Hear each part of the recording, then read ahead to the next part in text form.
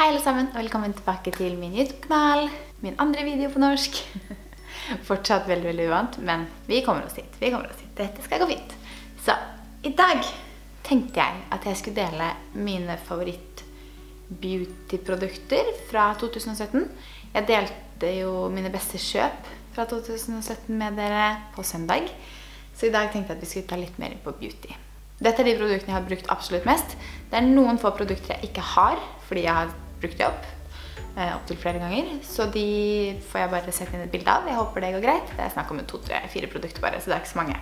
Ellers så har jeg plukket ut produkter her ut fra videoer jeg har laget gjennom året som gikk, og som jeg da ser at det de jeg har absolutt brukt mest. Jeg viser mine månedlige favoritter på slutten av hver måned, så dere kan gå tilbake i arkivet og se på alle fra i fjor om dere vil det. Eller så kommer jeg til å fortsette med det i året som kommer. Så jeg har plukket ut absolutt mine favoritter. Det en del produkter, og jeg har prøvd å holde meg til én ting innenfor hver kategori.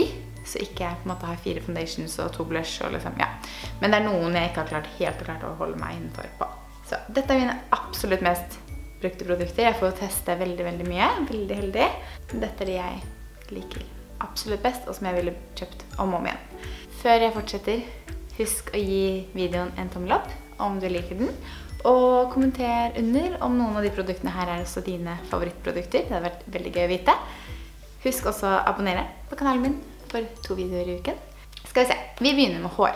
Dere som har fulgt meg en stund, og da mener jeg en stund, lenge, vet at Batiste min favoritt når det kommer til tørrshampoo. Jeg har brukt Batiste Dry Shampoo så lenge jeg kan huske. Jeg tror det seriøst 5 år eller noe. Jeg har alltid 2 eller 3 av de her i skuffen. De så gode, det de beste tørrshampooene. Jeg har prøvd mange andre også. Jeg liker også veldig godt Moroccan Oil sin, men jeg ender alltid opp med å kjøpe denne her på nytt. Den så god. Det her Sweet and Charming Nice. Jeg bytter på hvilke dufter og hvilke typer jeg vil ha, men jeg liker veldig godt den her. Så det uten tvil min favoritt tørrshampoo. Når det kommer til Heat Styling Protection, så har jeg en del i skapet som jeg liker veldig godt, men jeg også veldig dårlig på å bruke det. Jeg burde bli veldig mye flinkere med tanke på at jeg bruker varme produkter i håret mitt hver eneste dag. Både føner, krølltang, rettetang, et eller annet i håret mitt hver dag, og det jo ikke bra. Men jeg prøver å være flink å bruke, og den jeg liker best denne fra Moroccan Oil, Heat Styling Protection. Eller varmebeskyttende spray, som det heter på norsk.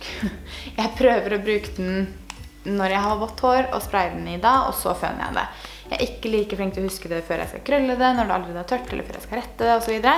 Men jeg prøver i hvert fall å huske å gjøre det før jeg føner håret, og da hjelper det i hvert fall litt. Den lukter jo så godt. Fantastisk. Et annet produkt som også fantastisk, som jeg snart tom for, dette fra Eleni & Chris, som heter Pure Treatment Oil. Jeg tror jeg snakket om den her i sikkert 2 videoer tidligere. Den så god. Den en olje som du bare har i tuppen av håret når du har vasket det. Nourish, Repair and Give Shine. Den helt fantastisk. Eleni & Chris har veldig gode produkter. Lukter også supergodt. Så den jeg snart tom for. Noe jeg veldig lei meg for. Men da får jeg kjøpe ny. Og så, når det kommer til redskaper til håret, så uten tvil min favoritt i år den her hårføneren. Den fra Dyson.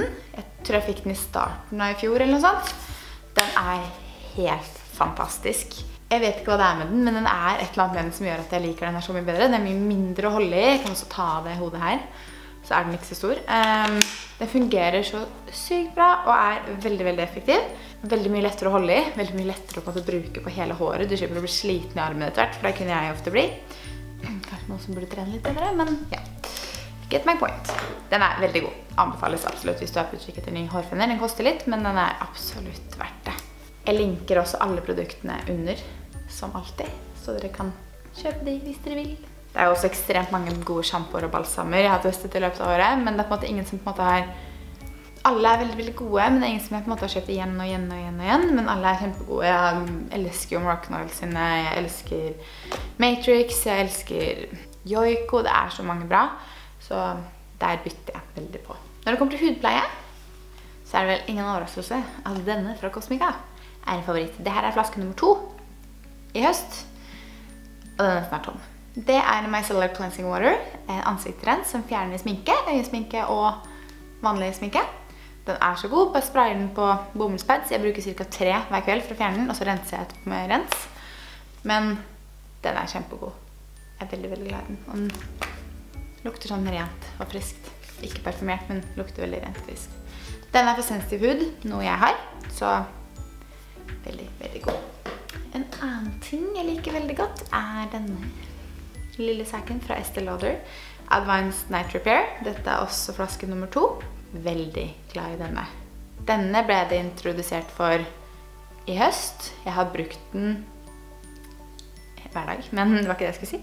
Jeg har hørt om den lenge før, men jeg har på en måte ikke kjøpt den. Jeg har på en måte ikke tatt det steget, men jeg var så heldig å være på en lunsj, middag, frokost, ja, et eller annet event med Estée Lauder, og da fikk vi innføring i hele Advanced Night Repair-serien deres, og den her er helt fantastisk. Jeg har brukt den hver eneste kveld siden jeg startet, og den er bare så god. Kommer aldri til å slutte. Stor favoritt. Et annet serum fra Clarins. Double Serum. Den er også snart tom. Det er ikke veldig mye igjen her. Den har jeg brukt også i hele høst og vinter. Testet først i høst. Det er et serum jeg bruker før jeg tar på hudkrem på morgen. Og den er også kjempegod, og det er anti-age-in, noe vi selvfølgelig vil ha. Ja, det er vel ikke så veldig mye mer å si enn at det er et fantastisk serum, som det er også litt olje i, så den gir litt fuktighet, tror jeg. Og så hudkremen, som har vært min favoritt i 2017, er Clinique sin Moisture Surge. Jeg har dessverre ikke mer av den, så jeg setter inn et bilde. Den er helt fantastisk. Den er så fuktighetsgivende, men samtidig så lett og enkel å smøre på. Den blir på en måte ikke for tykk eller for krema, eller bruker ikke 5 minutter på å smøre den ut, men den er helt fantastisk. Jeg skal definitivt gå til innkjøp av en sånn igjen, for den er helt nydelig. Så det er min favorittkrem i år. Når det kommer til rens, så har jeg brukt en del forskjellige, og liker veldig mange av de. Så der har jeg egentlig ikke noen favoritt som utmerker seg veldig, men kanskje det dukker opp igjen. Jeg likte veldig godt Estée Lauder sin boks, eller hva heter det? Som på en måte skummer seg opp. Den var veldig, veldig god. Når det kommer til masker, så har Glam Glow funnet en vei inn i mitt hjerte, for å si det sånn. Jeg har 6 av krukkene deres her. Favoritten er den her, Youth Mud Tingle Exfoliate Treatment. Den er grå, nå begynner du å se den er litt sånn slitt på kantene. Men den er så god, og alle Glam Glow-maskene er fantastiske, og de er så effektive. Man ser det rett etter at det har funket, så de er bare helt fantastiske. Nå er det, jeg lurer på hvor lenge den her holder. Det er mulig at den her begynner å nærme seg slutt, så kanskje jeg må bruke den igjen et par ganger. Så jeg får bruke den opp før den går ut på dato. Men jeg anbefaler Glam Glow hvis du er ute etter noen gode masker. Parfyme da, dere. Hvis dere har fulgt meg i 2017, så tror jeg ikke det her kommer som noe sjokk, fordi jeg fikk en ny favoritt i fjor vår, tror jeg det var. Ja. Fra Guerlain. Da lanserte de nemlig denne parfymen som heter Mon Guerlain. Dette er flaske nummer 2. Jeg har enda en til, og den jeg allerede har brukt opp, hadde initialene mine på. Den har jeg stående inne på pulten min, for jeg vil jo ikke kaste den. Men det her er seriøst meg i en parfyme. Den er så nydelig. Den lukter så godt. Jeg kan jo ikke noter og sånt, men den lukter søtt og fruktig og egentlig litt sommer, men jeg bruker den på vinteren uansett, for jeg elsker den. Så det er den parfymen jeg alltid strekker meg til. Jeg prøver å være flink å bruke de andre her også, for jeg har veldig mange andre gode, men den her er liksom min go-to. Den er så god. Det er helt fantastisk. Hvis du ikke har lukta på den, så burde du absolutt gå og gjøre det, for den er helt fantastisk. Så går vi til make-up. Vi kan starte fra en liksom bunn. Primeren, som har vært min favoritt i fjor, er en fra Ren. Jeg tror den heter Perfect Canvas. Den er tom. Jeg brukte den opp i høst. Den er så god. Den lukter også helt fantastisk godt, men den er på en måte helt sånn, du får så nesten porselenshud, følte jeg, med bare ta på primeren. Den er helt nydelig. Den skal definitivt inn i mitt klesskap igjen. I hvert fall ikke inn i klesskapet, den skal inn i mitt sminkeskap igjen. Den er kjempegod. Og så, når det kommer til foundation, så må jeg innrømme at denne fra MAC, selv om jeg har brukt mange andre også, er favoritten. Studio Fix Fluid. Jeg har i 2017 funnet tilbake til kremfoundation igjen.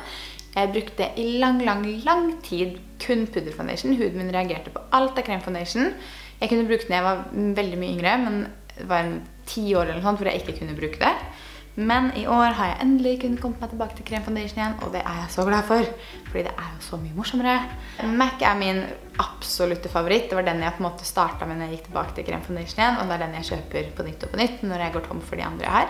Den er så bra. Jeg har den her er nesten tom, men jeg har den her bare for å huske hvilken farge jeg har, og for å ta vare på den her, fordi at man kjøper den uten. Så den her er så god, og den er sånn medium coverage. Du kan bygge den opp og få den til å dekke enda mer, men den er sånn, hvis du ikke har lyst til å dekke helt, så er den veldig fin. Til å putte på foundation har jeg blitt forelsket i Beauty Blender. Jeg har funnet frem en helt ny en til dere her, og vise dere, som er i plastikk enda, fordi at den andre jeg har nå begynner å bli ganske stygg, så jeg må snart bytte uansett. Skal vi se. Om du ikke kjenner til Beauty Blender, så burde du prøve det. For det er en helt annen greie å putte på foundation. Du tar litt vann på denne sevampen her, og så tar du bare litt foundation på, eller foundation i ansiktet, og så bare bruker den, så du bare dabber det utover, og det blir så jevnt og fint. Jeg klarer meg ikke lenger uten den. Jeg bruker den hver dag til både foundation og til concealer, og den er så god. Særlig hvis du bruker kremfoundation, selvfølgelig ikke pudderfoundation. Så Beauty Blender har blitt et av mine absolutte favorittprodukter i året som var. Og så har vi en highlighter. Denne fra Fenty Beauty, som dere også har sett før, hvis dere har fulgt med på videoene mine. Dette er Kilowatt i fargen Lightning Dust og Fire Crystal. Jeg bruker kun den ene siden. Jeg vet ikke hvorfor, men jeg bruker den som heter Fire Crystal, som er mye mer glinsende, shiny. Kan godt hende den er veldig fin den også, men jeg bruker veldig mye den som highlighter. Har den blant annet på meg i dag. En annen highlighter som egentlig fikk meg inn på hele highlighting-tingen er en fra Bobbi Brown som heter Cheek Glow Palette. Det var en palette hvor det var highlighter nede og blush oppe, eller omvendt. Blushen brukte jeg ikke veldig mye, jeg brukte den litt i starten, men highlighteren brukte jeg helt tom. Og det er ganske imponerende, synes jeg. Veldig sjelden at jeg blir tom for liksom sånne typer produkter. Men den gikk helt tom. Den highlighteren var så god. Så den var den som egentlig fikk meg til å liksom begynne med highlighter. Når det kommer til blush, så har jeg vært litt sånn opp og ned på om jeg egentlig liker å bruke blush eller ikke. Jeg bruker jo bronzer, men jeg må ha en blush som på en måte er ganske ikke så rosa, ikke så mye på en måte. Den er ikke så, kan kanskje fargepigmentert, for da blir det for mye rosa skinn. Men den her fra Kix, som kom inn i livet mitt i høst en gang, det er blush palette. De er så fine. Jeg bruker mest den som heter Cherry on Top. Bare litt i skinnene, og det skal ikke så veldig mye mer til, for da får man den lille ekstra gløden, eller rosen i skinnene, som gjør at man ser litt friskere ut. Så den er absolutt min favoritt, og det er supert å kunne ha med seg en sånn hærpalett bare. Jeg har ikke brukt noen av de to nede her, de har jeg ikke testet enda, men jeg liker veldig godt den. Den er litt mer sånn, ikke så knallrosa på en måte. Det passer meg veldig, veldig bra. Øyenskygge. Selv om den her bare har vært i livet mitt siden slutten av november, så vant den øyenskygge-palettprisen for 2017 hos meg, fordi den er så bra. Det er Naked Urban Decay Naked Heat, si det andre veien hva. Det er den som har alle disse varme jordfargene, som jeg elsker. Jeg har den på meg i dag. I dag har jeg den som heter Ounce, med den som heter Cayenne, og så litt av Chaser og Sauced over. Den er så fin, og jeg bruker den nesten hver eneste dag. I starten brukte jeg den hver dag, i sikkert litt over en måned. Jeg har veldig mange andre fine paletter også, men den her vinner definitivt på grunn av fargen i den, og på grunn av at den holder så godt. Den er godt fargepigmentert, og den forsvinner ikke i løpet av dagen, og det er veldig, veldig viktig for meg som på en måte løper rundt hele dagen, og trenger at øyenskyggen min sitter der den skal hele tiden. Og så er det en annen produkt fra Urban Decay. Den her er kjempemøkte. Men det er Urban Decay All Nighter Makeup Setting Spray. Den er oppdaget jeg også i fjor. Jeg tror jeg kjøpte den her i sommer en gang, og den er ikke tom i det hele tatt. Den holder sikkert i 3 måneder til. Men den er veldig god, og misten er på en måte veldig lett. Den er ikke sånn at du bare føler at du får en dusj i ansiktet, men den er på en måte veldig fin og enkel å ta på. Den bruker jeg hver eneste morgen over makeup. Den veldig god. Make-upet sitter definitivt mye bedre. Og så har jeg 2 leppestifter som jeg har lyst til å dele med dere. Der klarte jeg ikke å velge. Jeg har også veldig mange andre favoritter, men de her 2 kommer høyest på lista. Den her fra Armani, holdt jeg på å si Estée, men Armani, Ecstasy, Rouge Ecstasy. Jeg husker ikke hva fargen heter, for det er forsvunnet. Men den er ganske nude, litt shine, veldig mye fuktighet, og er veldig enkel å påføre. Ikke noe matt leppestift i det hele tatt, og ikke noe sånn kjempe high shine, men den er veldig fin på. Det er sånn den jeg alltid tar på meg hvis jeg vil ha litt farge på leppene, men ikke gidder å på en måte begynne å pete for mye med en sånn veldig farget leppestift som er tørr, eller som er matt, som det heter. Så er den veldig god. Nummer 2 er denne fra Tom Ford. Jeg elsker pakningen. Den heter Indian Rose, og ser sånn her ut. Også veldig fin. Den er mye mer matt, og mye mer må jobbes litt mer med på en måte enn den andre. Den er veldig lett å påføre. Den her må du følge litt mer med på. Men den sitter kjempegodt, og fargen er superfin. Jeg har ingen av disse på meg i dag. I dag har jeg på meg en fra MAC, som heter Faux. Noe sånt. Og jeg elsker jo MAC sine leppestifter, de er så gode, men i år så er det faktisk de 2 her som kommer høyest på min liste. Det var en ganske lang video. Sorry about that. Men det var mine favoritter fra i fjor. Er kanskje noen av deres favoritter også? Gi meg gjerne en kommentar under og si hvilken som er din favoritt. Jeg håper dere likte videoen. Gi meg en tommel opp om du gjorde det. Husk også å abonnere på kanalen min for 2 videoer i uken. Jeg legger en liten knapp her som dere kan trykke på, så kan dere abonnere. Og så legger jeg 2 andre videoer her for dere som dere kan se på. Tusen takk for at du så på. Vi ses veldig snart. Ha det!